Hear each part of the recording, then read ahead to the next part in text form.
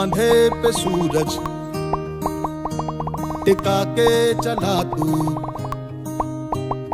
हाथों में भर के। नेक्स्ट क्वेश्चन, जो स्किल पर्पो के एंड से आपने बहुत सुना होगा, या हमारे यहाँ आपने जब हमारे यहाँ आप एडमिशन ले रहे होंगे, या स्टार्टिंग में जब आप बहुत सारी चीज़ें सर्च कर रहे होंगे, वैसे टाइम में आपने स्किल पर्पो के लिए सुना होगा 100% जॉब। ठीक है, आपको क्या लगता है कि हमारा 100% जॉब प्रोमिसेस जो है वो हमने फुलफिल करके दिया या नहीं दिया?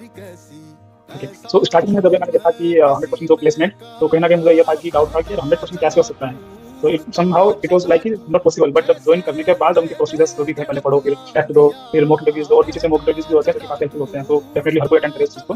तो ये सब चीजें हेल्पफुल आप करते हैं, जैसे पढ़ाई होगी, मॉक इंटरव्यूज हो गए, टेस्ट हो गए। ये होते जाने के दौरान फिर जो प्लेसमेंट की बारी आई, तो हमारे रिज्यूमे तैयार हुए, हमारे रिज्यूमे शेयर हुए, रिज्यूमे भी काफी अट्रैक्टिव थे, अच्छे थे वो। और उसके बाद जब सामने से कॉल आने लगी कंपनी के थ्रू से, कभी कहीं से कभी कहीं से, तो ये भी हो गया कि भाई अगर ऐसे कॉल आ रहे हैं तो प्लेसमेंट तो क्यों नहीं, डेफिनेटली होता है। It is totally up to us कि हम उस इंटरव्यू को कैसे क्रैक कर रहे हैं, कितना नॉलेज हमें गेन किया है, उसको कैसे शोकेस कर रहे हैं, सब चीजों को। ओके, तो उस पर डिपेंड करता है बस। हां, नाइस। तो कोर्स आने शुरू हो गए तो मैं श्योर था कि भी होगा, डेफिनेटली होगा। ओके, प्लेसमेंट टीम का सपोर्ट कैसा रहा नूर? सर सपोर्ट तो बहुत अच्छा रहा, क्योंकि सर आपके पास जो भी कोई दिक्कत आता था, मैं आपके पास मैसेज वगैरह करता था, कॉल करता था, तो आप तुरंत रिप्लाई देते थे।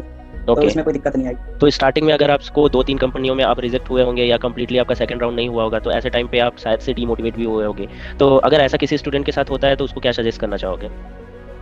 सर ऐसा होता है, अगर मान लो 2-3 कंपनी में रिजेक्ट हो गए तो थोड़ा सा मनोबल गिर जाता है कोई बंदा, लेकिन अपने में भरोसा रखना चाहिए। देखो अगर कि जिस कंपनी में रिजेक्ट हुआ है, रीजन क्या है, फीडबैक वगैरह एचआर से ले लो कि सर मेरा फीडबैक दे दीजिए, तो कुछ ना कुछ वो एचआर आपको बताते हैं कि आप इस जगह पर आप काम कर सकते हो, इसमें इंप्रूवमेंट की जरूरत है। तो इसी के चलते मैं कुछ क्वेश्चन में स्टार्टिंग में मुझे दिक्कत आई थी, थोड़ा क्वेश्चन और पूछ लिए थे जो मैं पढ़ा नहीं था। उसके बाद जो नहीं पता है, उसके बाद फिर मैंने पढ़ा उसके बारे में। उसके बाद ऐसे करते करते मेरा मतलब कॉन्फिडेंस थोड़ा आगे जाता गया। उसके बाद पीडब्ल्यूसी में मैंने एक ही दिन मतलब 2 राउंड हुआ, 2 राउंड में सिलेक्शन मेरा हो गया था, लेकिन फाइनल राउंड मेरा उसमें उसके ऑफिस में था, फेस टू फेस। तो फिर मैं गया वहाँ पे, उसके बाद 4-5 एचआर थे एक साथ, सबने थोड़ा बहुत क्वेश्चन पूछा, उसके बाद क्लियर हो गया। आप हमारे टीचिंग प्रोसेस के बारे में क्या बोलना चाहोगे, जो आपने लर्न किया डिफरेंट टाइप के मॉडल से, आप क्या क्या लर्न किए उसके बारे में आप क्या कहना चाहोगे? पहला जो कॉन्सेप्ट नेटवर्किंग का सर था, सुबह सर थे, तो मैं तो उनसे काफी इम्प्रेस करता था, क्योंकि उनका थोड़ा टीचिंग मुझे बहुत अच्छा लगा था। वो जिस तरीके से बता रहे थे, कोई भी पॉइंट रहता था तो उसकी हिस्ट्री पूरी बता रहे थे कि ये रियल लाइफ में ऐसा होता है, तो हम लोग कैसे करते हैं। तो उनसे मैं थोड़ा सा ज़्यादा प्रभावित था स्टार्टिंग में। फिर तो सर आप ही से मेरा सेकंड मॉडल था, तो हम सर ने फिर आईटीएल लिया था, तो चीज़ें मुझे क्लियर थी कि क्या क्या है क्या नहीं।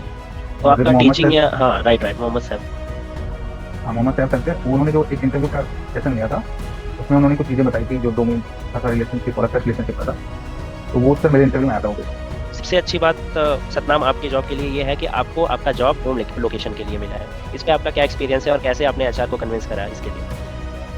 सर पहले तो एचआर ने मेरे को दिल्ली गाजियाबाद में करा था, और वो मेरे से ना पूछ रहे थे कि किसी को रेफरेंस में ले लो अगर तुम्हारा। उन्होंने मेरा होम टाउन वगैरह पूछा था, तो मैंने बोला कि लुधियाना साइड से हूँ मैं। तो वो बोले कि लुधियाना में अगर कोई और आपका कैंडिडेट वगैरह है तो बताओ, दोस्त है तो, और जीरकपुर चंडीगढ़ साइड में। तो मैंने पहले जब गाजियाबाद में दिया था उनका इंटरव्यू, वहाँ पे मैं सेलेक्ट हो गया था। फिर मैंने 2-3 दिन में मेरे घर वालों से बात करी, वो बोले कि देख लो कि लुधियाना में होता है। तो देन मैंने उनसे दोबारा से बात करी। पहले तो वो मना कर रहे थे कि नहीं हो पाएगा, फिर आपकी सिलेक्शन हो गई है।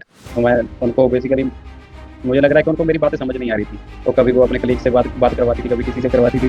देन फिर पता नहीं क्या हुआ, उनके एंड से उन्होंने बोला कि ठीक है हम आपका लुधियाना में करवा देते हैं। देन मेरा लुधियाना में फिर उनके हायरिंग मैनेजर से इंटरव्यू हुआ, देन उन्होंने